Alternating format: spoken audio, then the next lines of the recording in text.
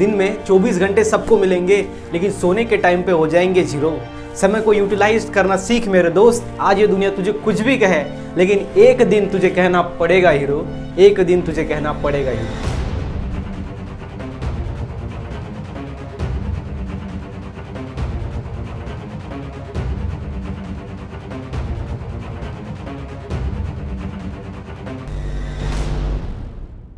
So friends, कैसे हो आप सब लोग। स्वागत है आप सभी का हमारे यूट्यूब चैनल के अंदर।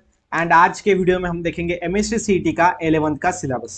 ओके, सो एमएसटी सीईटी आपको पता है कि एमएसटी सीईटी के अंदर अगर बायोलॉजी है तो बायोलॉजी के अंदर 100 क्वेश्चंस होते हैं और उसमें से 20 क्वेश्चंस आपको 11 से पूछे जाएंगे एंड रिमेनिंग जो 80 क्वेश्चंस होंगे वो आपको 12 से आएंगे। ठीक है, तो ये जो 20 क्वेश्चंस है, और हमको पता है कि हर एक क्वेश्चन को 1 मार्क होता है, मतलब हमारे 20 मार्क्स जो आएंगे हमको वो मिलेंगे हमको 11 से।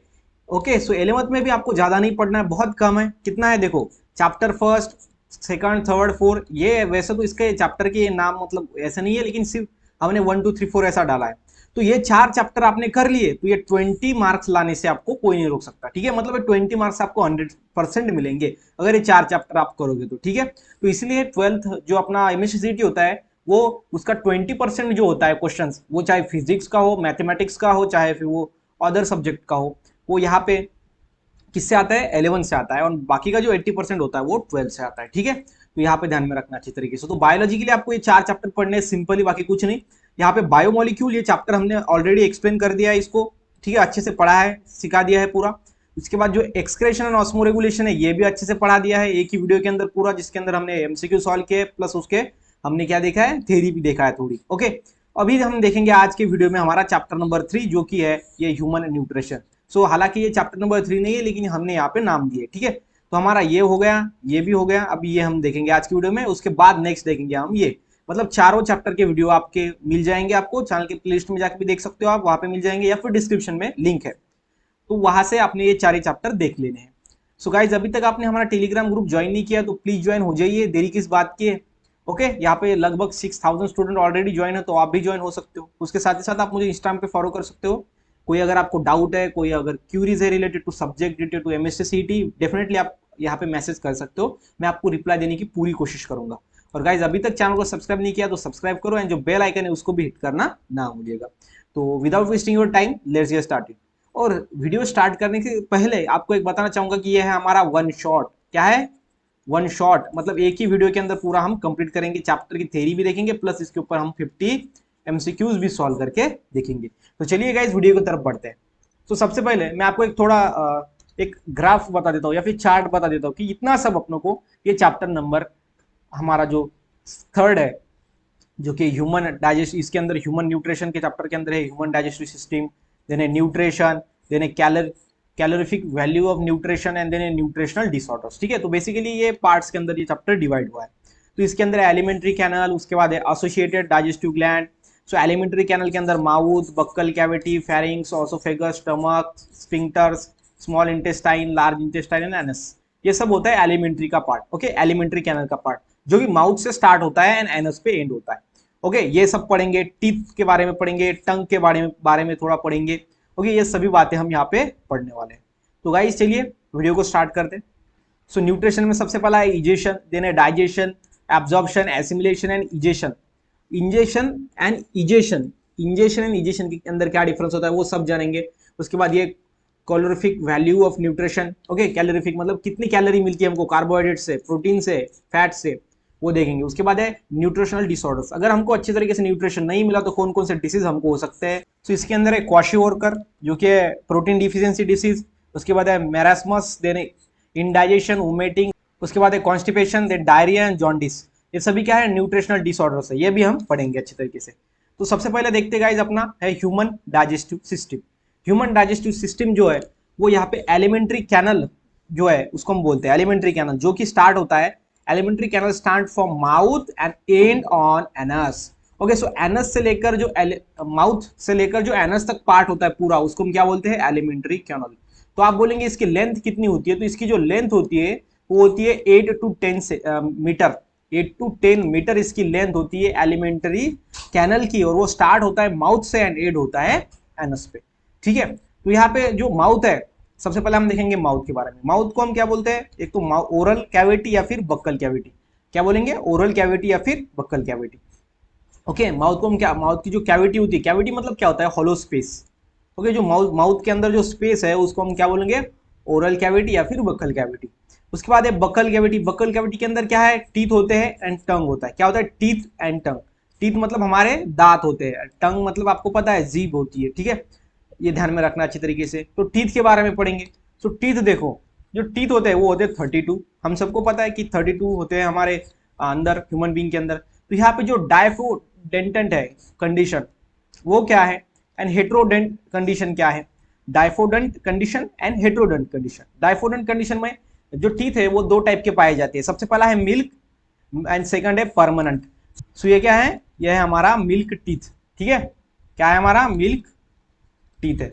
और ये है परमानेंट टीथ, ठीक है। मिल्क टीथ आपको पता है कि सबसे पहले जब बच्चा पैदा हो तो उसके बाद उसको मिल्क टीथ आते हैं, उसके बाद जब मिल्क टीथ गिर जाते हैं, पड़ जाते हैं, उसके बाद आते हैं परमानेंट टीथ, ठीक है, जो कि लाइफ टाइम के लिए रहते हैं। जब डेथ हो जाएंगी हमारी तभी जाएंगे, और कुछ कुछ के तो पहले भी जाते हैं, ठीक है। तो ऐसा कुछ नहीं है, लेकिन ये परमानेंट टीथ है, ठीक है, वो बाद में रिमूव नहीं होंगे। लेकिन जो मिल्क टीथ है वो रिप्लेस किए जाएंगे बाय द परमानेंट टीथ। ये इस कंडीशन को हम बोलते हैं डायफोडेंट कंडीशन। सेकंड होता है हेट्रोडेंट कंडीशन। हेट्रोडेंट कंडीशन में क्या है, यहाँ पे देखो, इसके अंदर चार टाइप के टीथ पाए जाते हैं हेट्रोडेंट के अंदर। ये डाई मतलब कि क्या है, दो टाइप के टीथ पाए जाते हैं, और हेट्रो मतलब कि क्या, ज्यादा, दो से ज्यादा। कितने टाइप के टीथ पाए जाएंगे फिर यहाँ पे, चार टाइप के टीथ पाए जाएंगे। सो वो कौन सा है, सबसे पहला है इंसिजर, देन है कैनिन, देन है प्रीमोलार एंड मोलार, ठीक है। इसको हम आई से डिनोट करेंगे, इसको सी से, इसको पीएम से, एंड इसको पी से, ठीक है। ध्यान में रखना, इंसिजर मतलब कि आई से डिनोट किया, कैनिन सी से डिनोट किया, प्रीमोलार को पीएम से डिनोट किया कैपिटल, एंड मोलार को यम से, सॉरी, ओके, यहाँ पे यम होगा, नॉट पी, ओके, यम होगा। सो यम, मोलार टीथ।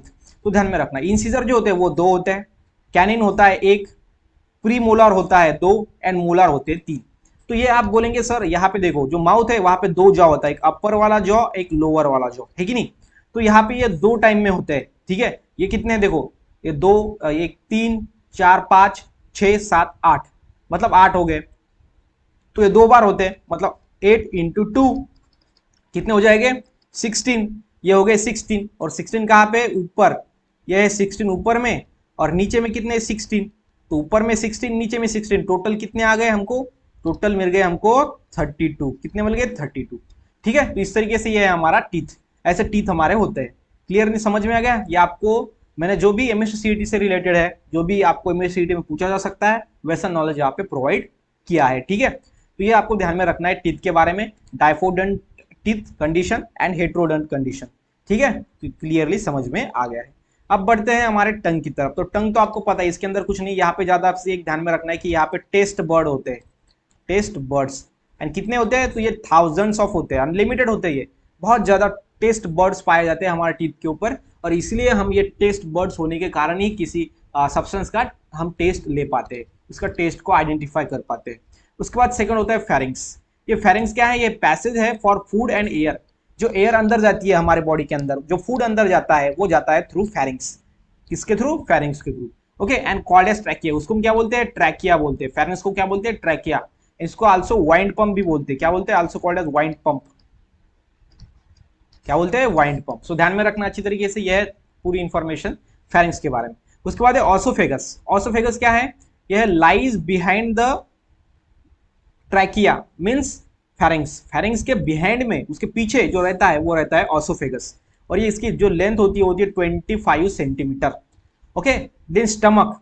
स्टमक पे क्या है, ये जे शेप है, ठीक है, जे शेप ये ऑर्गन होता है, एंड ये होता है 25 to 30 सेंटीमीटर। सो ऐसा आपको दिखाई देगा, ऐसा जे शेप जो है वो ऑर्गन होता है हमारा स्टमक, ठीक है।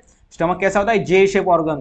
आपको एमएससी के अंदर ये पूछा जा सकता है कि विच of the following is a J shape organ, okay. So stomach is a J shape organ, and ये स्टमक जो है वो ओसोफिकस के ऊपर होता है। सो जो स्पिंक्टर्स होते हैं वो क्या करते हैं, प्रिवेंट बैकफ्लो ऑफ फूड। जो फूड है उसको वापस नहीं जाने देते, ठीक है, ये इसका काम है स्पिंक्टर्स का। देन उसके बाद होता है स्मॉल इंटेस्टाइन। इसके अंदर 3 पार्ट है इसके, एक है डिओडेनम, उसके बाद है जेजुनम, एंड देन है इलम, है कि नहीं। तो ध्यान में रखना, तो इसको अभी देखेंगे क्या होता है, कैसे होता है। तो देखो यहाँ पे जो स्मॉल इंटेस्टाइन होता है उसकी हम देखेंगे लेंथ। तो स्मॉल इंटेस्टाइन की जो लेंथ होती है वो होती है 6 metre long and 2.5 metre broad, ठीक है। ऐसा 6 मीटर रहेगा और ऐसा 2.5 सेंटीमीटर रहेगा। ओके, सेंटीमीटर मीटर में ध्यान में रखना, ये स्मॉल इंटेस्टाइन का साइज है, उसकी थिक लेंथ एंड उसका ब्रॉडनेस। उसके बाद ये स्मॉल इंटेस्टाइन जो है वो 3 पार्ट्स के अंदर डिवाइड होगा। सबसे पहला है डिओडेनम, देना है जेजुनम एंड इलम। सो ये जो डिओडेनम है, ये जो है इसका शेप देखो क्या है, ये है यू शेप, ये यू शेप का होता है। ओके, उसके बाद जो है ध्यान में रखना है आपको, ये होता है 26 सेंटीमीटर लॉन्ग। कैसा होता है? 26 सेंटीमीटर लॉन्ग होता है एंड 2.5 मीटर लॉन्ग। ये जो जेजुनम है ये है 2.5 मीटर लॉन्ग एंड ये कॉइल्ड होता है, ठीक है, कॉइल्ड रहेगा ऐसा, कॉइल्ड। उसके बाद है इलम। ओके, इलम जो रहेगा वो रहेगा 3.5 centimetre long and broader then jejunum, jejunum से ब्रॉडर होगा ये हमारा इलम। ओके, क्लियरली समझ में गया। देन जो लार्ज इंटेस्टाइन है, अभी देखेंगे हम हमारा लार्ज इंटेस्टाइन। लार्ज इंटेस्टाइन ये 2 पार्ट से बनता है, एक बनता है कैलॉन, देन बनता है रेक्टम। सो जो इंपॉर्टेंट इंफॉर्मेशन है सीटी के लिए वो हम सभी यहाँ पे लेंगे। ओके, क्लियरली समझ में लो। सो जो कैलॉन है ये है ट्यूब लाइक ऑर्गन। जो कैलॉन है नहीं, ये क्या है? Tube like organ. आपको पूछा जाएगा एमएससीईटी के अंदर कि विच of the following is a tube like organ, तो आपको आंसर देना होगा कि colon is a tube like organ.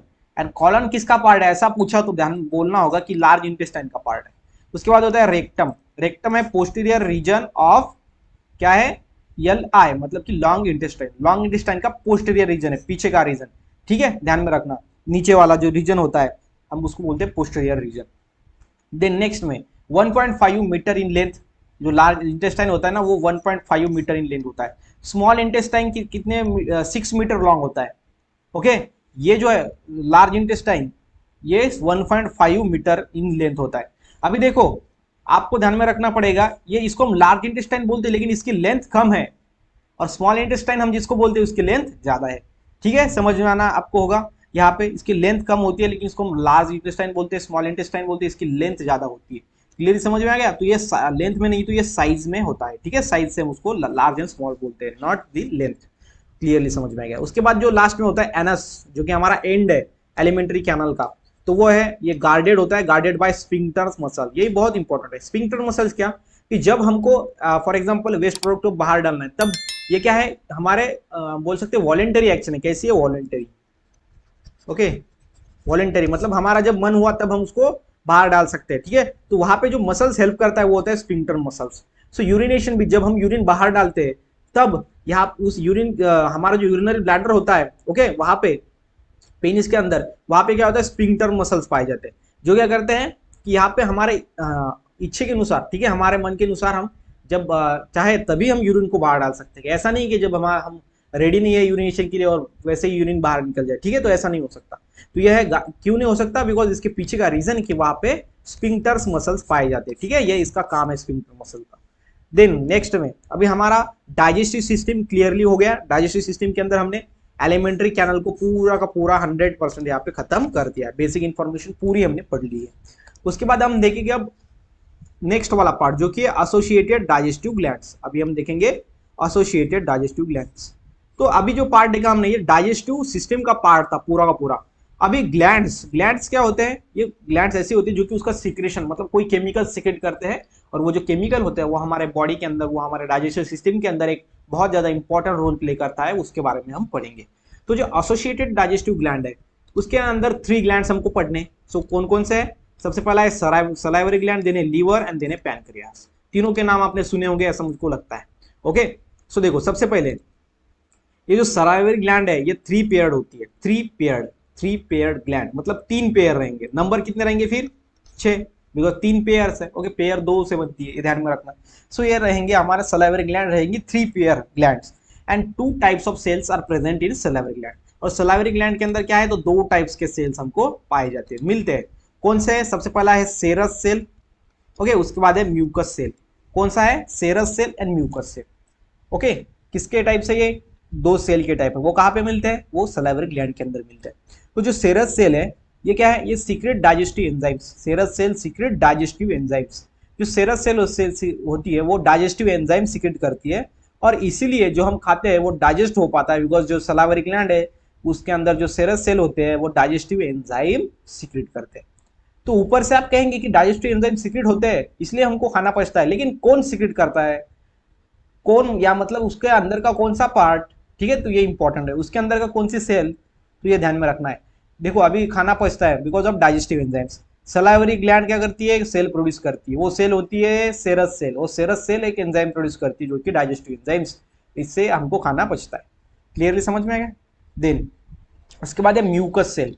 Mucus cell जो होती है यह है ल्यूब्रिकेट्स फूड। ल्यूब्रिकेट्स मतलब क्या, कि देखो ध्यान में रखना आप अच्छी तरीके से, ल्यूब्रिकंट्स मतलब कि जो फूड है उसको अंदर डालता है, मतलब कि क्या, अभी देखो यहाँ से फूड, माउथ है हमारा, यहाँ से आ रहा है, तो यहाँ पे फूड अटक ना जाए, ठीक है, उसको यहाँ तक पहुंचाने के लिए मतलब ल्यूब्रिकेंट का काम करते हैं, एक जगह से दूसरी जगह तक जाने के लिए। ल्यूब्रिकेंट्स मतलब उसको एक जगह से दूसरी जगह जाने के लिए हेल्प करते हैं, उसको थोड़ा मॉइस्ट बनाते हैं, उसको थोड़ा हम क्या बोल सकते हैं, उसको फ्लेक्सिबल बनाते हैं फूड को, तो वो होता है म्यूकस सेल। क्लियर समझ में आया। म्यूकस उसके अंदर डालते हैं। म्यूकस तो आपको पता है, ओके, आपको पता है म्यूकस कैसा है। हम जब कोई भी खाना खाते हैं या फिर खाना खाने से पहले अगर कोई एक आधी स्वीट हमारे सामने रख दिए तो हमारे मुंह में क्या आता है, म्यूकस आता है, ठीक है, ये ध्यान में, मुंह में पानी आना मतलब क्या है, यहाँ पे म्यूकस सीक्रेट हो। क्लियर समझ में आ गया। देन नेक्स्ट में लीवर। ओके, लीवर क्या है, लीवर है largest gland. Okay, largest gland in our body, human body के अंदर जो लार्जेस्ट ग्लैंड है वो है लीवर। बहुत बार क्वेश्चन आता है मतलब पूछा गया है, लास्ट ईयर भी पूछा गया है और इंपॉर्टेंट क्वेश्चन है। जब the following is the largest gland in human body, तो वो है कौन सी है, liver. Liver is the largest gland in human body. Then 1.2 to 5 1.5 kg मतलब कि क्या, मतलब 1200 टू 1500 ग्राम, मतलब ये 1.5 किलो तक, 1 से 1.5 किलो तक ये ग्लैंड होती है, इसलिए इसको लार्जेस्ट ग्लैंड कहा जाता है, ठीक है। तो आप समझ सकते हो कि 1 से 1.5 किलो इसका वेट है हमारे बॉडी के अंदर। Then covered by the Glisson's capsule.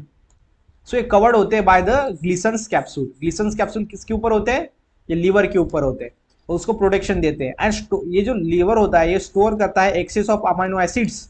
जो एक्सेस ऑफ अमाइनो एसिड अगर हमारे बॉडी के अंदर ज्यादा हो गए, एक एक्सेस ऑफ अमाइनो एसिड्स को वो स्टोर करता है। तो कौन स्टोर करता है, तो वो है हमारा लीवर। लीवर एक ग्लैंड है ऐसी जो कि एक्सेसिव अमाइनो एसिड्स अगर हमारे बॉडी के अंदर ज्यादा हो गए तो उसको स्टोर करने का काम करता है, ठीक है। और वो स्टोर करता है लेकिन किसके फॉर्म में, in the form of glycogen. Glycogen के फॉर्म में वो उसको स्टोर करता है, ठीक है, तो ये ध्यान में रखना। तो उसके बाद जो लास्ट ग्लैंड है हमारी वो है पैनक्रियास। और पैनक्रियास है हमारी लीफ शेप ग्लैंड, मतलब लीफ के जैसा, जैसा किसी पेड़ का पत्ता ले लो उसका जो शेप होता है उसकी तरीके से ये पैनक्रियास का शेप होता है। और ये जो बनता है ये किससे बनता है, made up of group of islet of Langerhans cells of, made up of group of cells of islet of Langerhans. Islet of Langerhans क्या है, एक पार्ट है, ठीक है, उसके सेल से बना है हमारा ये पैनक्रियास। ओके, और जो आइलेट्स ऑफ लैंगरस होता है इसके अंदर 3 सेल्स होते हैं, एक है अल्फा सेल, एक है बीटा सेल, एक है gamma cell. Alpha cell, beta cell and gamma cell. जो अल्फा सेल है वो क्या प्रोड्यूस करता है, वो प्रोड्यूस करता है ग्लाइकोजन, ठीक है, इसलिए यहाँ पे शॉर्टकट में लिखा है जी। उसके बाद जो बीटा सेल होता है वो प्रोड्यूस करता है इंसुलिन मतलब आई। और जो अल्फा सेल होता है ये दोनों के अंदर बी मतलब बोथ, ये दोनों के जो कंट्रोल है उसको, अगर देखो आपको पता है इंसुलिन क्या करता है। अभी देखो अगर पीपल है, ठीक है, अगर हमारे पास ऐसा पीपल है, ठीक है, ऐसा शॉर्ट में इसको निकाल रहा हो, तो इसको अगर शुगर है इसका मतलब क्या कि इसके बॉडी के अंदर जो इंसुलिन है वो कम प्रोड्यूस हो रहे हैं। इंसुलिन क्या करता है, शुगर को डाइजेस्ट करता है, शुगर होने नहीं देता। जब शुगर हमारे बॉडी के अंदर बढ़ रहा है इसका मतलब यही है कि हमारे बॉडी के अंदर इंसुलिन कम प्रोड्यूस हो रहा है, ठीक है, तो ये ध्यान में रखना अच्छी तरीके से। तो ये जो बीटा सेल्स होते हैं वो हम इंसुलिन प्रोड्यूस नहीं कर रहे हैं, इसलिए हमारा बॉडी के अंदर शुगर बढ़ रहा है। अगर आपके बॉडी के अंदर इंसुलिन ज्यादा से ज्यादा प्रोड्यूस हो तो आपको शुगर नहीं हो सकता। अगर एक्सटर्नली अगर हमको इंसुलिन बढ़ाना हो तो जो हमारा करेला होता है, तो करेला अगर खाते हो आप तो ये इंसुलिन ज्यादा प्रोड्यूस होता है, ठीक है। तो जो डायबिटीज वाले पेशेंट है उनको ज्यादातर डॉक्टर जो कहते हैं वो आपको करेला खाना पड़ता है, ऐसा बोलते हैं, ओके। देन नेक्स्ट है हमारा ग्यामा। ओके, वो क्या करता है, ये दोनों का अगर ये ज्यादा सीक्रेट हो रहा है तो उसको कम मतलब इनहिबिट करता है, रोकता है, ठीक है। तो ये ध्यान में रखना है, दोनों का सीक्रेशन कंट्रोल करता है हमारा ग्यामा सेल। अल्फा सेल क्या करता है, ग्लाइकोजन सीक्रेट करता है, बीटा सेल इंसुलिन, और वे स्पेशली ये दोनों सेल भी कंट्रोल करते हैं डायबिटीज को, ठीक है, ये दोनों मतलब ग्लाइकोजन भी और इंसुलिन भी, ध्यान में रखना। तो ये गाइज यहाँ पे पैनक्रियास के बारे में। देन नेक्स्ट में न्यूट्रिशन। अभी देखो न्यूट्रिशन कि यहाँ पे डिफरेंट टाइप्स है कि कैसे हम न्यूट्रिशन लेते हैं। सबसे पहला सो यहाँ पे देखो, प्रोसेस ऑफ टेकिंग फूड और ड्रिंक इनटू द बॉडी। अभी देखो इंजेक्शन मतलब क्या कि सिंपल में कुछ खाना या फिर कुछ ड्रिंक, मतलब कि फेप्सी ले लो चाहे अदर कुछ भी ड्रिंकिंग, मतलब अगर आप पानी पी रहे हो या फिर खाना खा रहे हो तो उसको अंदर लेने की, बॉडी के अंदर लेने की प्रोसेस को हम क्या बोलते हैं, इंजेक्शन बोलते हैं। बहुत ही ईजी, इसके अंदर कुछ ज्यादा आपको ध्यान में नहीं है, ऐसा ज्यादा स्ट्रेस नहीं डालना है दिमाग के ऊपर। इंजेक्शन मतलब सिंपल में कुछ फूड पार्टिकल या फिर कुछ हम बोल सकते हैं ड्रिंक, वाटर, वाटर के साथ जैसा लिक्विड पार्टिकल उसको बॉडी के अंदर लेना, मतलब इंजेक्शन। उसके बाद होता है डाइजेशन। डाइजेशन में क्या है कि इसके अंदर क्या होता है, ब्रेक डाउन। ओके, ये है डाइजेशन। डाइजेशन के अंदर क्या होता है, break down of large insoluble food molecule. अभी ऐसे फूड मॉलिक्यूल जो इनसोल्यूबल है, उस सोल्यूबल नहीं है वाटर के अंदर, उसको फिर अगर वो इनसोल्यूबल है तो उसको हमारी सेल ऑब्जर्व नहीं कर सकती, हमारी सेल एब्जॉर्ब नहीं कर सकती, तो इसीलिए उसको ब्रेक डाउन करना पड़ता है, उस प्रोसेस को हम बोलते हैं डाइजेशन।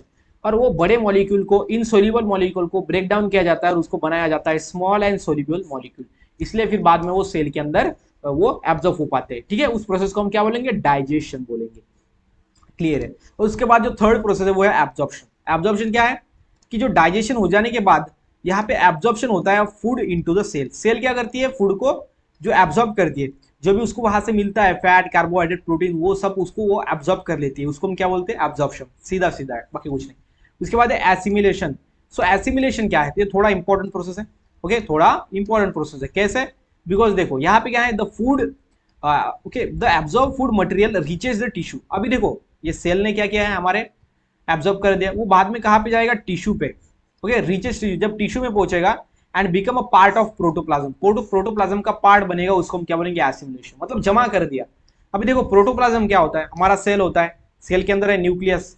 अभी न्यूक्लियस के बाहर और ये सेल वॉल के या फिर सेल मेम्ब्रेन के अंदर जो रहता है वो होता है हमारा, क्या होता है, साइटोप्लाज्म, उसको हम क्या बोलते हैं, साइटोप्लाज्म। ओके, एंड जो न्यूक्लियस के अंदर होता है वो होता है न्यूक्लियोप्लाज्म, न्यूक्लियोप्लाज्म। तो जो साइटोप्लाज्म है प्लस न्यूक्लियोप्लाज्म दोनों को मिला के हम क्या बोलते हैं, प्रोटोप्लाज्म बोलते हैं। Okay, so total chemical present inside the cell is known as protoplasm.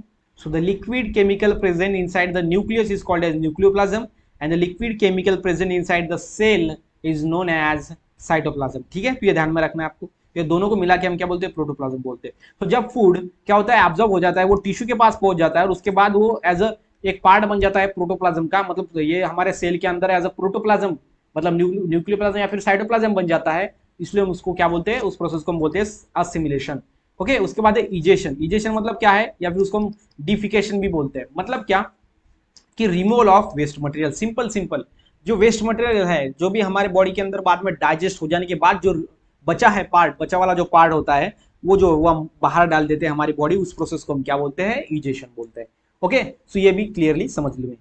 यहाँ पे calorific value of nutrients. Okay, nutrients की कैलोरीफिक वैल्यू देखो, सबसे पहला है कार्बोहाइड्रेट। सो कार्बोहाइड्रेट के अंदर आपको 4.1 किलो कैलोरी पर ग्राम मिल जाती है। प्रोटीन के अंदर आपको 5.65 किलो कैलोरी पर ग्राम मिल जाती है, और फैट्स के अंदर आपको 9.45 किलो कैलोरी पर ग्राम मिल जाती है। तो अभी बताओ आप, सबसे ज्यादा आपको कैलोरी कहाँ से मिलता है, आपको मिलता है फैट से, वो होता है 9.45 किलो कैलोरी पर ग्राम। उससे थोड़ा कम मिलता है प्रोटीन से, 5.65 ओके किलो कैलोरी पर ग्राम, एंड उससे थोड़ा कम कार्बोहाइड्रेट से, मतलब 4.1 किलो कैलोरी पर ग्राम। तो ये ध्यान में रखना है आपको, calorific value of nutrient. Calorific value मतलब कैलोरी कितने होते हैं न्यूट्रिएंट के अंदर, कार्बोहाइड्रेट के अंदर, प्रोटीन के अंदर, फैट्स के अंदर। देन नेक्स्ट में जो लास्ट वाला हमारा है वो है न्यूट्रिशनल डिसऑर्डर। न्यूट्रिशनल डिसऑर्डर्स ये क्या है, देखो यहाँ पे है। सो यहाँ पे जो हमारा फर्स्ट डिसीज है वो है क्वाशीओआर्कर। ओके, क्या है, क्वाशीओआर्कर। तो ये जो डिसीज होता है वो होता है प्रोटीन डिफिशियंसी है, प्रोटीन की डिफिशियंसी। जब हमारी बॉडी को एक बोल सकते हैं कि नॉर्मल लेवल से कम प्रोटीन मिल जाता है, तब हमारी बॉडी को ये डिसीज होता है। एंड इसके अंदर सिम्टम्स क्या है, फिर अंडरवेट, हमारा जो वेट है वो नॉर्मल, अगर हम 10 ईयर्स के, तो हमारा जो नॉर्मल वेट होना चाहिए वो उससे कम होता है। स्टंटेड ग्रोथ, ग्रोथ जो होती है ना वो स्टंटेड होती है, मतलब कि क्या, ग्रोथ नहीं होती ज्यादा। ओके, ध्यान में रखना है आपको। और हमारी जो बॉडी होती है ना वो जस्ट लाइक सिलेंडर, हमारा जो पैर होते हैं वो जस्ट लाइक सिलेंडर होते हैं, मतलब कि क्या, कि बहुत ही ज्यादा पतले हो जाते हैं पैर। उसके बाद यहाँ पे पुअर ब्रेन डेवलपमेंट, ब्रेन की डेवलपमेंट नहीं होती है। Okay, so poor brain development होती है। तो इसका रीजन क्या है कि अगर हमको अच्छे से प्रॉपर डाइट नहीं मिला, अगर हमको हमारे डाइट के अंदर हमको प्रोटीन नहीं मिला, तो ऐसी चीजें होती रहती है। ओके, तो फिर ऐसा डिसीज फिर होगा। देन नेक्स्ट है मैरास्मस। ये क्या है, प्रोटीन एनर्जी माल न्यूट्रिशन। ये है प्रोटीन एनर्जी माल न्यूट्रिशन, जिसको हम PEM बोलते हैं। तो माल न्यूट्रिशन क्या है? तो माल न्यूट्रिशन मतलब क्या है कि प्रॉपर न्यूट्रिशन मिल नहीं पाता है। सो देखो, unavailability of food, nutrient nutritious food, poverty. Okay, देखो, अनअवेलेबिलिटी ऑफ न्यूट्रिशनल फूड या फिर फूड या फिर न्यूट्रिशनल फूड एक ही है। ओके, सो न्यूट्रिशनल जो फूड होता है वो मिलता नहीं है। ठीक है, जो गरीब लोग होते हैं, देखो, फूड पॉवर्टी, जो गरीबी है, जो गरीब लोग होते हैं उनको मिलता नहीं है, मतलब न्यूट्रिशनल फूड उनको मिलता नहीं है। और इसलिए, या फिर अनदर एक रीजन इसके पीछे कि लार्ज फैमिली साइज, जो फैमिली की साइज है वो लार्ज होती है। अगर एक घर में 10 बच्चे हैं, उसके बाद दूसरा एक घर है जिसके अंदर 2 ही बच्चे हैं, तो 10 बच्चे क्या करेंगे? जो खाना लगेगा वो 10 बच्चे खाएंगे, थोड़ा थोड़ा खाएंगे। अगर जो 2 बच्चे होंगे वही खाना वो 2 बच्चे पेट भर कर खाएंगे। तो इसका मतलब यही है कि अगर छोटी फैमिली रहेगी तो जो हमारे बच्चे हैं उसके अंदर हम उसकी केयर कर सकते हैं, इसलिए छोटी फैमिली होनी चाहिए। ठीक है, मतलब जो 2 को मिलना चाहिए वो अकेले को मिल जाएगा, मतलब वो हेल्थी बनेगा। ठीक है, ये ध्यान में रखना है। तो ये है यहाँ पे मैरास्मस, और ये डिसीज एक ही जगह से वो कंट्रोल हो सकता है, वो है प्रॉपर डाइट प्लान। अच्छे से उसको डाइट प्लान मिलना चाहिए, हेल्थी फूड मिलना चाहिए, न्यूट्रिशनल फूड मिलना चाहिए। अगर वो ऐसा मिला तो ये डिसीज क्योर होगा। उसके बाद नेक्स्ट है इनडाइजेशन। अभी इनडाइजेशन का तो आप बोलो ही मत, ठीक है, जो सबको पता है, ओवर ईटिंग। जब हम ओवर ईटिंग करते हैं, जब हम स्पाइसी ज्यादा खाते हैं, मसालेदार ज्यादा खाते हैं, ठीक है, जब भी हम भारी खाना खाते हैं और बहुत ज्यादा, मतलब कि उसके बाद हम अगर एक्सरसाइज नहीं करेंगे तो वो हमको क्या होगा?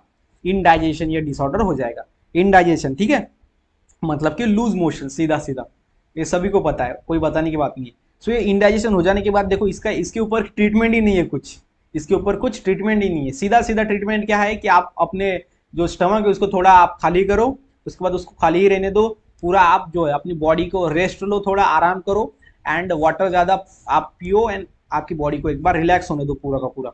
उसके बाद ये अच्छे से जगह पर आ जाएगा, ठीक है, अपने से आप। देन उसके बाद है वोमिटिंग। वोमिटिंग क्या है कि जब हम कुछ खाते हैं उसके बाद अगर हमको अच्छी तरीके से हमने उसको नहीं चबाया, या फिर कोई अगर किसी को क्या होता है कि जब ट्रैवलिंग के थ्रू उनको वोमिटिंग होती है, ये भी बहुत ज़्यादा कॉमन प्रॉब्लम्स है। तो यहाँ पे क्या होता है कि स्टमक के अंदर का जो कंटेंट है, जो भी मटेरियल है हमने खाया है, वो मुंह के बाहर आ जाता है, मतलब मुंह से वो बाहर आ जाता है सिंपल में। उसको हम क्या बोलते हैं? वोमिटिंग बोलते हैं। देन है कॉन्स्टिपेशन। सो कॉन्स्टिपेशन क्या है? कॉन्स्टिपेशन है frequency of the defecation. Defecation मतलब क्या है कि रिमूवल ऑफ वेस्ट मटेरियल, हमको पता है डिफिकेशन का मतलब। तो इसकी फ्रीक्वेंसी, फ्रीक्वेंसी मतलब क्या है कि नंबर ऑफ टाइम। जब अभी देखो, जो दिन, अगर आप यहाँ पे फ्रीक्वेंसी मतलब उसका नंबर, मतलब डिफिकेशन मतलब रिमूवल ऑफ वेस्ट मटेरियल, उसका जो फ्रीक्वेंसी, उसका नंबर कम हो जाता है, मतलब हम कम टाइम में ही, कम ही, बहुत कम डिफिकेशन करते हैं। फॉर एग्जाम्पल यहाँ पे देखो, वंस इन अ वीक, एक हफ्ते के अंदर एक बार डिफिकेशन, मतलब कि एक बार ही अगर हम वेस्ट मटेरियल को बाहर डालेंगे तो ये डिसीज है एक, जो कि है कॉन्स्टिपेशन। ओके, कॉन्स्टिपेशन है मतलब कि एक हफ्ते के अंदर अगर आप एक ही बार कॉन्स्टिपेशन कर रहे हो, डिफिकेशन, सॉरी, डिफिकेशन कर रहे हो, तो वो आपको डिसीज है कॉन्स्टिपेशन। ठीक है, इसमें क्या होता है कि जो हमारा सिंपल में कॉन्स्टिपेशन, ये जो डिसीज है, इसको हम सिंपल में डिफिकेशन की जगह पे हम इजेशन भी बोल सकते हैं। क्योंकि इजेशन अगर हम एक हफ्ते में एक ही बार कर रहे हैं तो ये आपकी फ्रीक्वेंसी इजेशन की कम हो रही है, ये नॉर्मल फ्रीक्वेंसी नहीं है, इसलिए उस डिसीज को हम क्या बोलेंगे? कॉन्स्टिपेशन। देन नेक्स्ट है डायरिया। सो डायरिया डिसीज है जिसके अंदर आप पता लगा सकते हो कि हमको डायरिया है या नहीं है। आपका जो कंजक्टिवा है, आइज, आइज के ऊपर की क्लियर होती है, ओके, कंजक्टिवा। तो ये जो कंजक्टिवा है, एक पार्ट है आइज का, तो ये येलो बन जाता है, कंजक्टिवा येलो बन जाता है, या फिर हमारी स्किन जो है वो येलो बन जाती है। जब कभी भी आपको अगर डिसीज है डायरिया, या फिर अगर आपको जॉन्डिस है, तो आपको क्या करेंगे? डॉक्टर आपके आइज के अंदर देखेंगे, अगर वो येलो दिख रहा है कंजक्टिवा, तो समझ में आ जाएगा उनको कि आपको डायरिया है। ठीक है, उसके बाद है व्हाइटिश स्टूल। जो स्टूल है, वेस्ट मटेरियल है, वो व्हाइटिश होता है, व्हाइट कलर का। ठीक है, ये भी इसका रीजन है, मतलब सिम्टम्स है। उसके बाद है जॉन्डिस। सो जॉन्डिस मतलब कि क्या? आपकी बहुत ज्यादा, हम बोल सकते हैं कि लूज मोशन होगा। ओके, तो यहाँ पे क्या होता है? जॉन्डिस। तो इनडाइजेशन का रीजन भी लूज मोशन है, एंड यहाँ पे जॉन्डिस का मतलब है बहुत ज्यादा, मतलब कि क्या? हमारी बॉडी जो है वो कंप्लीटली वाटरी स्टूल बाहर डालती है। क्या है वाटरी स्टूल? मतलब कि जो हम इजेशन करते हैं उसके अंदर ज्यादा से ज्यादा वाटर होता है, वो होता है जॉन्डिस। ठीक है, ध्यान में रखना अच्छे तरीके से। तो ये है हमारा जॉन्डिस। तो ये यहाँ पे न्यूट्रिशनल डिसऑर्डर हमने पूरे यहाँ पे पढ़ लिए हैं। नेक्स्ट हम देखते हैं इसके ऊपर के क्वेश्चन सॉल्व करके इसी वीडियो के अंदर। सो चलिए अब इसके ऊपर के हम क्वेश्चन सॉल्व करके देखते हैं। सबसे पहला क्वेश्चन है हमारा, intake of food is called. So जब फूड हम अंदर लेते हैं उस प्रोसेस को हम क्या बोलते हैं? बताओ इसका answer. Ingestion, egestion, digestion, assimilation. तो इसका आंसर क्या है? A, ingestion. ठीक है, उसके बाद second, breaking up of food of complex non diffusible and non absorbable food substance into a simple diffusible and assimilable substance is called. हम क्या करते हैं, कॉम्प्लेक्स नॉन डिफ्यूजिबल, जो डिफ्यूज नहीं हो सकते, जो एब्जॉर्ब नहीं हो सकते, जो सिंपल में एसिमल नहीं हो सकते, एसिमुलेट मतलब एसिमुलेशन प्रोसेस होता है, ठीक है, ये ऊपर में है। तो ये non diffusible complex non absorbable substance को हम कॉम्प्लेक्स के जगह पे सिंपल बनाते हैं, डिफ्यूजिबल बनाते हैं, एब्जॉर्बेबल बनाते हैं, उस प्रोसेस को हम क्या बोलते हैं? तो उस प्रोसेस का नाम क्या है बताओ? उस प्रोसेस का नाम है क्या है बताओ? इंजेशन, डाइजेशन, इजेशन या फिर असिमिलेशन। तो इसका आंसर है digestion. Okay, then question number है 3। The alimentary canal in human has a length of. तो मैंने आपको बताया था जो एलिमेंट्री कैनल है ह्यूमन के अंदर उसकी लेंथ कितनी होती है, ठीक है। आप पीछे जाके भी वीडियो को देख सकते हो। तो मैं यहाँ पे आपको आंसर बताऊंगा, इसका आंसर है 8 to 10 मीटर्स, 8 to 10 मीटर्स। उसके बाद next question, the roof of buccal cavity is called. जो रूफ है बक्कल कैविटी का ऊपर का पार्ट, बक्कल कैविटी मतलब माउथ, जो ऊपर का पार्ट होता है उसको हम क्या बोलते हैं? ओके, सो इसको जो है हम बोलते हैं पैलेट। क्या बोलते हैं उसको? पैलेट बोलते हैं, ध्यान में रखना। देन नेक्स्ट क्वेश्चन जो कि 5 नंबर का, blank space lies in the floor of buccal cavity. तो जो फ्लोर है बक्कल कैविटी का नीचे का पार्ट वो कौन सा होता है? ओके, जो कि लाइज होता है अंदर। तो आपको पता है पैलेट जो है वो रूफ है, मतलब ऊपर का पार्ट है छत की तरह। ओके, सो नीचे का पार्ट को हम क्या बोलेंगे? उसको हम बोलेंगे टंग। क्या बोलेंगे उसको? टंग। तो आपको पता है कि नीचे पार्ट क्या होता है? टंग होता है, ठीक है, यहाँ पे ऐसा टंग होता है, हमारी जीभ होती है। उसके बाद नेक्स्ट क्वेश्चन नंबर है अपना 6। इस क्वेश्चन नंबर 6 क्या कहता है? How many canines teeth are present in a normal human adult. तो कैनिन कितने प्रेजेंट होते हैं तो वो आपको यहाँ पे बताना है, ठीक है। तो कैनिन कितने होते हैं वो आपको बताना है। तो यहाँ पे देखो, वो 2 कैनिन होते हैं ऊपर में, 2 कैनिन होते हैं नीचे में। ओके, कैनिन 2 होते हैं, ऊपर में 2 नीचे में 2, टोटल कितने हो गए? 4। तो आंसर क्या है इसका? C. Okay, so canine, incisor, premolar and molar, ये 4 टाइप के टीथ पाए जाते हैं, जो कि हमने पहले ही आपको बताया। तो वो आप क्लियरली ध्यान में रखना, वो जब पढ़ाया हमने वो क्लियरली आप ध्यान में रखना। Question number 7, how many teeth are present in the upper jaw. Upper jaw में कितने टीथ प्रेजेंट होते हैं? ओके, सो ये तो कोई भी बता देगा 16, बिकॉज आपको पता है टोटल कितने होते हैं? 32 होते हैं। ओके, ह्यूमन बीइंग के अंदर कितने होते हैं? 32। अभी टोटल 32 होते हैं, तो ऊपर में रहेंगे 16 और नीचे में रहेंगे 16, है कि नहीं? Then next question number 8, the hardest part of tooth. जो टूथ है हमारा, टूथ क्या है? तो टीथ मतलब कि मेनी, जब दांत बहुत ज्यादा होंगे उसको हम टीथ बोलेंगे, और टूथ मतलब एक सिंगल दांत। ओके, सिंगल दांत को हम क्या बोलेंगे? टूथ बोलेंगे। तो जो टूथ का हार्डेस्ट पार्ट होता है वो होता है एनेमल, ये ध्यान में रखना। एनेमल, ओके, एनेमल क्या होता है? उसका टूथ का हार्डेस्ट पार्ट होता है, जो कि ऊपर में व्हाइटिश कलर का होता है, ऊपर में ही हार्डेस्ट पार्ट। ओके, वो होता है एनेमल। क्लियर है? देन क्वेश्चन नंबर है अपना 9, basic shape of the tooth is derived from. जो बेसिक शेप है टीथ का वो कहाँ से निकलता है, मतलब किससे बनता है बेसिक हमारा शेप? ओके, तो जो शेप होता है टूथ का, हमारे दांत का बेसिक शेप, वो बनता है डेंटिन से। क्या, किससे बनता है? डेंटिन से, ठीक है, ये ध्यान में रखना क्लियरली। ये एक केमिकल है। ओके, डेंटिन एक क्या है? पार्ट है हमारे टूथ का, ये क्लियरली समझ में लो। देन क्वेश्चन नंबर है अपना 10, the upper surface of the tongue bears numerous projections called. So जो अपर सरफेस है हमारे टंग का, उसके अंदर क्या है? न्यूमरस प्रोजेक्शन आएंगे, उसको हम क्या बोलेंगे? ठीक है, तो क्या है इसका आंसर? इसका है पैपिली। उसको हम क्या बोलेंगे? पैपिली बोलेंगे, ठीक है। देन नेक्स्ट क्वेश्चन नंबर है 11, the pharynx opens into a trachea through the opening called. So जो फेरिंग्स है वो ट्रैकिया के अंदर क्या होता है? ओपन होता है। फेरिंग्स को हम ट्रैकिया भी बोलते हैं, आल्सो कॉल्ड एज ट्रैकिया। तो जो फेरिंग्स ट्रैकिया के अंदर ओपन होता है, वो वहां पे एक ओपनिंग होती है, उसको हम क्या बोलते हैं? ठीक है, तो आपको वो बताना है। तो गाइस उसका आंसर है ग्लॉटिस। क्या है? ग्लॉटिस। देन क्वेश्चन नंबर है अपना 12 sorry, the opening of the glottis is guarded by the cartilaginous flap called. So जो ग्लॉटिस है अपनी, उसकी ओपनिंग, अभी ग्लॉटिस क्या है कि फेरिंग्स जो है, देखो जो फेरिंग्स है वो जाता है, ओपन होता है into trachea. Okay, open into trachea. तो ट्रैकिया ओपन होता है थ्रू द एक ओपनिंग, उसको हम क्या बोलते हैं? उसको हम बोलते हैं ग्लॉटिस। और जो ओपनिंग होती है ये, वो होती है गार्डेड, मतलब इसके आजू बाजू में कौन होता है? ओपनिंग इज गार्डेड बाय, कौन होता है इसके आजू बाजू? तो उसका आंसर क्या है? उसका आंसर है ईपी ग्लॉटिस। ईपी मतलब ऊपर, ग्लॉटिस के ऊपर जो कौन रहेगा? Epiglottis. ये क्या है? ईपी ग्लॉटिस है। देन नेक्स्ट में क्वेश्चन नंबर है अपना 13 क्वेश्चन क्या कहता है? The epiglottis closes during the swallowing मतलब कि deglutition action and prevent the entry of food into the. Epiglottis क्या करता है, जब स्वॉलिंग होता है, जब हम चबाते हैं खाने को, ठीक है, तब जो है वो क्या करता है, एंट्री प्रिवेंट करता है फूड की इनटू, किसके अंदर नहीं जाने देता। तो आपको पता है कि इपिग्लोटिस एंड ग्लोटिस ये क्या है, फेरिंग्स ट्रैकिया के अंदर जा रहा है, तो ये ऊपर यहाँ पे इसकी ओपनिंग है, अगर ये क्लोज हो गया तो क्या किसके अंदर जाने से रोकेगा, खाने को किसके अंदर से जाने, किसके अंदर जाने से रोकेगा, तो सिंपल में आंसर है ट्रैकिया, कि ट्रैकिया के अंदर से जाने के लिए रोकेगा, बिकॉज यहाँ पे ये क्लोज हो गया, ठीक है, वो फेरिंग से ट्रैकिया के अंदर नहीं जाएगा। देन नेक्स्ट में 14, the common passage of air and food, air and food के लिए जो कॉमन पैसेज होता है उसको हम क्या बोलते हैं, उसको बोलते हैं फेरिंग्स, है कि नहीं। देन क्वेश्चन नंबर है अपना 14, oesophagus passes through thoracic cavity, okay, pierces the diaphragm, then passes through lungs, both A and B। तो इसका आंसर क्या है, बताओ इसका आंसर, तो इसका आंसर है बोथ A and B। सो ये जो है थोरेसिक कैविटी से जाता है, passes through thoracic cavity, and next में जो क्या है, ये क्या है, pierces the diaphragm।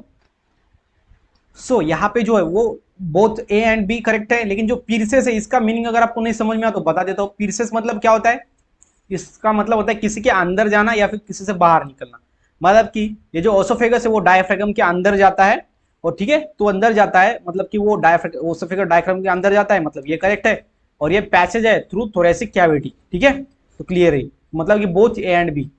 Then next में क्वेश्चन नंबर है 16, the thin muscular tube connecting pharynx to the stomach is called.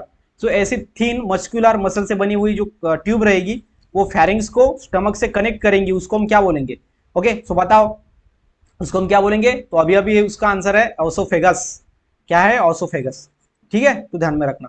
Then next है क्वेश्चन नंबर है अपना 17, the food moves through the oesophagus due to, जो फूड है वो oesophagus से move हो पाता है, क्यों, सबसे पहला है पेरिस्टालसिस, देन है vibratory movement of cilia, silica की वाइब्रेटरी मूवमेंट होती है जो वाइब्रेट करती है खाने को, osmosis and none of this. तो इसका आंसर क्या है, तो इसका आंसर है पेरिस्टालसिस, क्या है, पेरिस्टालसिस का आंसर है। सो पेरिस्टालसिस प्रोसेस के अंदर क्या होता है, मसल्स जो है ना वो कॉन्ट्रैक्ट हो जाते हैं, मसल्स आर कॉन्ट्रैक्ट, मतलब कि अगर देखो अगर हमारा ऐसा है, तो ठीक है ओसोफेगस, तो यहाँ पे क्या होता है, मसल यहाँ से ऐसे कॉन्ट्रैक्ट होती जाती है, तो इसलिए फिर फूड ऐसे आगे आगे बढ़ता है। The next question number 18, the anterior sphincter present at the opening of the esophagus into the stomach is, okay, opening of esophagus रहेगा and into the stomach अंदर रहेगा, तो वो कौन सा, यहाँ पे स्पिंक्टर रहेगा, ठीक है, तो वो क्या है उसका आंसर, उसका आंसर है ए, कार्डियक स्पिंक्टर। कौन सा, कार्डियक स्पिंक्टर। स्पिंक्टर क्या है, तो एक पार्ट है डाइजेस्टिव सिस्टम का, जो कि हमने ऊपर में देखा था, तो कार्डियक का रहेगा। यहाँ पे 3 टाइप्स होते हैं, तो ये ध्यान में रखना है आपको।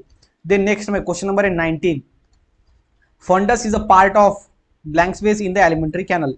जो फंडस है ये किसका पार्ट है एलिमेंट्री कैनल के अंदर, ओके, सो बताओ, सो इसका आंसर है गाइस स्टमक, जो फंडस है वो स्टमक का पार्ट होता है।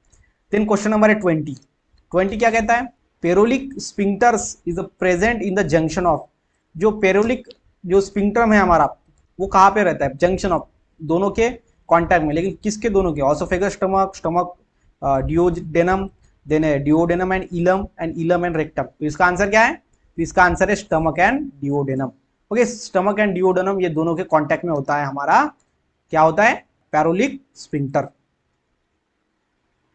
कौन होता है कांटेक्ट में, pyloric sphincter.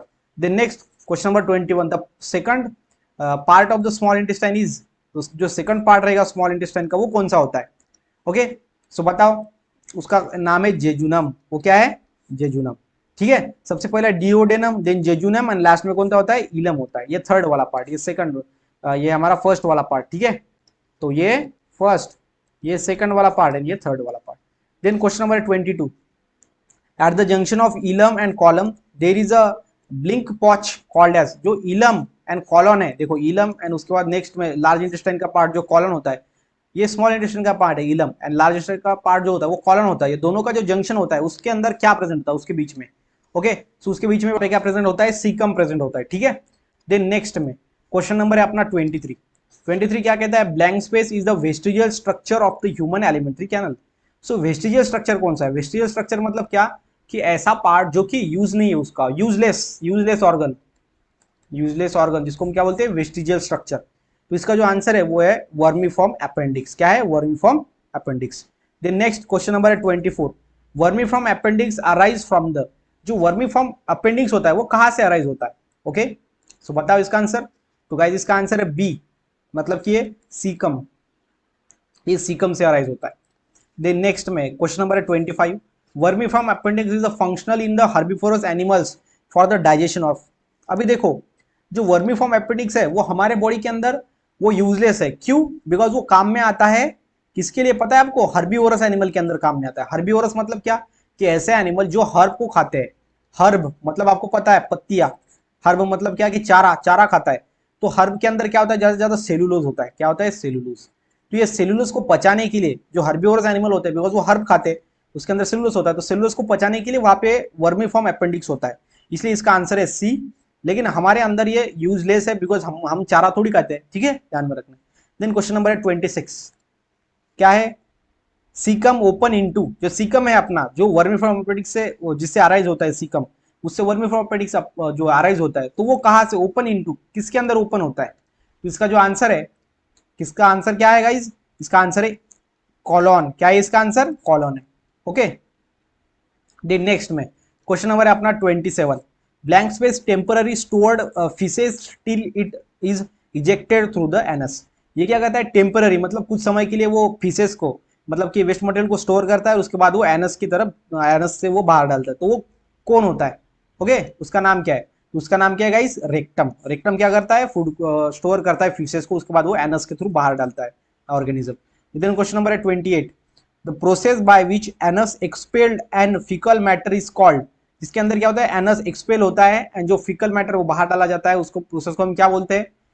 Ingestion, egestion, defecation and both B and C. तो आंसर इसका क्या है? Both B and C, because आपको पता है कि इंजेशन मतलब ही डिफिकेशन होता है। ठीक है, क्लियर है। देन नेक्स्ट में अगला क्वेश्चन देखते हैं हमारा 29 क्वेश्चन नंबर 29 क्या कहता है? The layer of gastrointestinal tract, okay, gastrointestinal tract formed by the smooth muscles arranged in the three concentric layer is, so जो लेयर रहेंगी गैस्ट्रोइंटेस्टिनल ट्रैक्ट की, वो smooth muscles arrange in three concentric manner, वो रहेंगी यार, वो कौन सी होंगी? वो फिर उसका नाम क्या है? तो उसका नाम क्या है? उसका नाम है मस्क्यूलरिस। क्या है उसका नाम? मस्क्यूलरिस। सो जो गैस्ट्रोइंटेस्टिनल ट्रैक्ट की जो लेयर होती है उसको हम क्या बोलते हैं? मस्क्यूलरिस। और ये बनती है, स्मूथ मसल्स अरेंज होते हैं थ्री कॉन्सेंट्रिक मैनर। कॉन्सेंट्रिक मतलब क्या? उसका सेंटर सेम, मतलब ये एक, ये दो, ये तीन, थ्री कॉन्सेंट्रिक मैनर में वो अरेंज होंगे और इसको हम क्या बोलेंगे? इसको बोलेंगे मस्क्यूलरिस। क्लियर है? देन क्वेश्चन नंबर है अपना 31, blank space is a form of loose connective tissue containing the blood vessels, lymph vessels and nerve. ये कनेक्टिव टिश्यू का पार्ट है जिसके अंदर blood vessels, lymph vessels and nerve होते हैं। तो वो उसका आंसर बताओ, नाम क्या है उसका?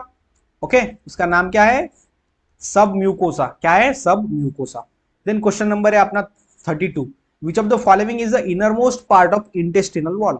इंटेस्टिनल वॉल का सबसे अंदर का पार्ट कौन सा होता है? ओके, तो इसको आपको आंसर बताना है इसका, तो उसका जो आंसर है वो है म्यूकोसा। सो म्यूकोसा जो है ना वो इनर मोड, सबसे अंदर का पार्ट है म्यूकोसा। उसके बाद है हमारा सब म्यूकोसा, ठीक है, ये ध्यान में रखना है। और इसके बाद होता है हमारा सेरोसा, ठीक है। यानी ये तीनों को कॉन्सेंट्रिक मैनर में जो अरेंज है तीन लेयर, उसको हम क्या बोलते हैं? मस्क्यूलरिस बोलते हैं, मस्क्यूलरिस। ये तो हमने ऊपर में देख लिया। अभी देखते हैं क्वेश्चन नंबर 33 क्या कहता है? Which layer of the alimentary canal show presence of goblet cells. जो एलिमेंट्री कैनल का ऐसी लेयर जो शो करती है जिसके अंदर गॉबलेट सेल्स होते हैं, वो कौन सा है? कौन सी लेयर होती है वो? तो इसका आंसर है गाइज म्यूकोसा। म्यूकोसा के अंदर जो है वो गॉबलेट सेल्स होते हैं। Okay, then question number 34 in stomach mucosa is thrown into the irregular fold. जो स्टमक के अंदर जो म्यूकोसा है वो थ्रो होती है इनटू द इरेगुलर फोल्ड्स, उसको हम क्या बोलेंगे? कॉल्ड, क्या बोलेंगे उसको? हम रूग बोलेंगे, ठीक है, रूग, ध्यान में रखना। देन क्वेश्चन नंबर है अपना 35, identify the incorrect statement. villi are supplied with the network of the capillaries and lymph vessels are called as lacteals. Crypts of the lubricant are formed in the between the base of villi. Then submucosa of the small intestine form finger-like foldings called villi, and the intestinal villi are lined by the brush border or epithelial cells. इसका जो answer है guys, उसका answer है submucosa cell of small intestine form finger like folding called as villi. जो ऐसे finger के जैसा सी folding होगी वो होगी, उसको हम क्या बोलेंगे? उसको हम बोलेंगे विलाई। क्या बोलेंगे? विलाई। और ये कौन फॉर्म करेगा? सब म्यूकोसा। स्मॉल इंटेस्टाइन के अंदर। ये सब म्यूकोसा आपको पता है कि नहीं, सबसे अंदर की लेयर होती है कौन सी होती है, म्यूकोसा, देन सब म्यूकोसा, देन होता है सेरोसा। तो जो यहाँ पे सब म्यूकोसा लेयर है, कौन सी लेयर, सब म्यूकोसा लेयर, ये फॉर्म करती है अपनी फिंगर लाइक स्ट्रक्चर, इसको हम बोलते हैं विलाय, ठीक है। सो यहाँ पर कुछ गलत हो गया है, यहाँ पे रहेगा the name of salivary glands part present in front of year, year के फ्रंट में होता है वो, उसको हम क्या बोलते हैं, उसको बोलते हैं पैरोटिड, ओके, क्या बोलते हैं, पैरोटिड बोलते हैं। Then question number 37, so the name of the salivary gland present below the lower is, so lower gland जो लोअर जो आके बिलो प्रेजेंट रहेंगी वो सलाइवरी ग्लैंड को हम क्या बोलेंगे, ओके। सो उसका आंसर क्या है, उसको हम बोलेंगे सब मैंडिबुलर ग्लैंड, क्या बोलेंगे उसको, सब मैंडिबुलर ग्लैंड। इसको थोड़ा हाईलाइट करता हूँ, तो ये सब mandibular gland. Then question number है अपना 38, blank space is the salivary gland lying below the tongue, ये सलाइवरी ग्लैंड है और ये टंग के बिलो में रहती है, ठीक है, तो वो कौन सी है, ओके। सो बताओ इसका आंसर, इसका आंसर है गाइस सब, सो क्या है वो, सब ल्यूजुअल ग्लैंड होती है जो कि हमारे टंग के बिलो प्रेजेंट होती है, ओके। देन नेक्स्ट में क्वेश्चन नंबर है अपना 39, the secretion of the salivary gland is called, जो सलाइवरी ग्लैंड का सीक्रेशन होता है उसको हम क्या बोलते हैं, उसको हम बोलते हैं सलाइवा, क्या बोलते हैं, सलाइवा बोलते हैं। Then question number 40, the serous cells of the salivary gland produce an enzyme called, जो सेरस सेल होती है, ठीक है, सेरस सेल, सलाइवरी ग्लैंड के अंदर दो सेल्स होते हैं, उसके अंदर की जो एक सेरस सेल होती है वो कौन सा एंजाइम प्रोड्यूस करता है, वो एक एंजाइम प्रोड्यूस करता है, उसको हम डाइजेस्टिव एंजाइम्स बोलते हैं। तो अभी आपको आपको ये पता करना है कि इसके अंदर जो चारों में से डाइजेस्टिव एंजाइम कौन सा है, तो डाइजेस्टिव एंजाइम्स यहाँ पे है अमाइलेज, ठीक है, तो वो कौन से प्रोड्यूस करती है, सेरस सेल सलाइवरी ग्लैंड की, वो अमाइलेज एंजाइम प्रोड्यूस करती है, और अमाइलेज क्या है, एक डाइजेस्टिव एंजाइम है। देन नेक्स्ट में क्वेश्चन नंबर अपना 41, the largest gland in human body, human body के अंदर लार्जेस्ट ग्लैंड कौन सी होती है, ये तो मैंने आपको पहले ही बताया कि क्या है इसका answer, liver, okay, liver is the largest gland present in the human body. Then next में क्वेश्चन नंबर है 42, 42 क्या है, each lobe of the liver, each lobe of the liver is covered by a thin covering called, so जो thin covering होता है liver का ऊपर का थिन कवरिंग, उसको हम क्या बोलेंगे, ओके। सो इसको हम क्या बोलेंगे, उसको बोलेंगे ग्लिसन्स कैप्सूल, क्या बोलेंगे, ग्लिसन्स कैप्सूल। उसके बाद 43 नंबर का question, structural and functional unit of the liver are called, जो स्ट्रक्चरल एंड फंक्शनल यूनिट है लीवर का, उसको हम क्या बोलेंगे, सो गाइज उसको हम बोलेंगे हेपेटिक लोक्यूल्स, क्या बोलेंगे, हेपेटिक लोक्यूल्स। न्यूरॉन होता है structural and functional unit of kidney, okay, ध्यान में रखना। उसके बाद क्वेश्चन नंबर है 44, then Kapoor cells can destroy, जो कपर सेल्स है वो डिस्ट्रॉय कर सकते हैं किसको, टॉक्सिक सब्सटेंस को, old and worn out blood sales, micro organism, all of this. तो इसका जो आंसर है वो, इसका आंसर है ऑल ऑफ दिस, मतलब ये चारों को भी, ये तीनों को भी क्या करता है, वो डिस्ट्रॉय करता है, टॉक्सिक सब्सटेंस को भी, old and worn out blood cells, and उसके बाद है माइक्रो ऑर्गेनिज्म को। क्वेश्चन नंबर है अपना 45, then gall bladder store the bile secreted by, जो गैल ब्लैडर है वो स्टोर करता है बाइल को, और वो कौन सीक्रेट करता है, बाइल कौन सीक्रेट करता है, ये आपको पता होना चाहिए, ओके। सो यहाँ पे बाइल कौन सीक्रेट करता है, तो वो सीक्रेट करता है लीवर, लीवर सीक्रेट करता है, liver, okay. Then question number है 46, which of the following is not a function of liver, liver का फंक्शन नहीं है, production of bile, production of bile तो है ही, ओके, बाइल तो है, उसके बाद production of insulin, then glycogen storage and synthesis of vitamin. तो गाइस इसका आंसर क्या है, इसका आंसर है B, production of insulin. Production of insulin इसका काम नहीं, इंसुलिन प्रोड्यूस करना किसका नाम काम है, पैनक्रियास ग्लैंड का काम है, ओके, बाकी के जो तीनों काम इसके हैं। Then question number 47, the glucose is converted into glycogen stored in, तो देखो सबसे पहला अपनी जो ये लीवर होता है वो ग्लूकोज को स्टोर करता है, और जो ग्लूकोज है वो स्टोर करता है in the form of glycogen, amino acid, ठीक है, तो उसका आंसर क्या है, एक लीवर है, ए। देन क्वेश्चन नंबर है अपना 48, जो कि है common bile duct is form by, जो बाइल डक्ट है वो फॉर्म होती है by hepatic duct and duct of gall bladder, hepatic duct and pancreatic duct. उसके बाद थर्ड एंड फोर्थ, इसका आंसर क्या है, उसका आंसर है A, hepatic duct and duct of gall bladder. Hepatic duct and जो गैल ब्लैडर की duct होती है दोनों मिलकर common bile duct form, common bile duct form करते हैं। देन क्वेश्चन नंबर है 49, blood proteins like the prothrombin and fibrinogen are produced by, जो प्रोथ्रोम्बिन एंड फिब्रिनोजन ये ब्लड प्रोटीन्स प्रोड्यूस करते हैं वो लीवर ग्लैंड प्रोड्यूस करती है, ये इंपॉर्टेंट चीज होती है लीवर ग्लैंड के अंदर, तो आपको ध्यान में रखना होगा। क्वेश्चन नंबर है 50 and last question, pancreas lies between, जो पैनक्रियाज है वो लाइज होती है मतलब प्रेजेंट होती है इन बिटवीन, पैनक्रियाज क्या है, एक ग्लैंड है, वो प्रेजेंट रहती है इन बिटवीन, आंसर क्या है इसका आंसर है डिओडेनम एंड स्टमक, ये डिओडेनम एंड स्टमक के बीच में जो क्या होता है पैनक्रियाज ये ग्लैंड प्रेजेंट होती है। तो गाइज यहाँ पे हमने टोटल 50 एमसीक्यू सॉल्व करके देखे। ठीक है, सबसे पहले मैंने आपको चैप्टर पढ़ाया, उसके बाद 50 एमसीक्यू सॉल्व करके देखे। मुझे लगता है कि आपको 80% आपका जो कमांड ये चैप्टर के ऊपर बन गया होगा, 80% आपको क्वेश्चन समझ में आए होंगे। अगर नहीं आया समझ में वीडियो तो एक बार प्लीज रिपीट देखो, तो गारंटी करता हूँ कि 80% समझ में आ ही गया। आपको नहीं आया तो आप रिपीट कर सकते हो, 100% समझ में आएगा।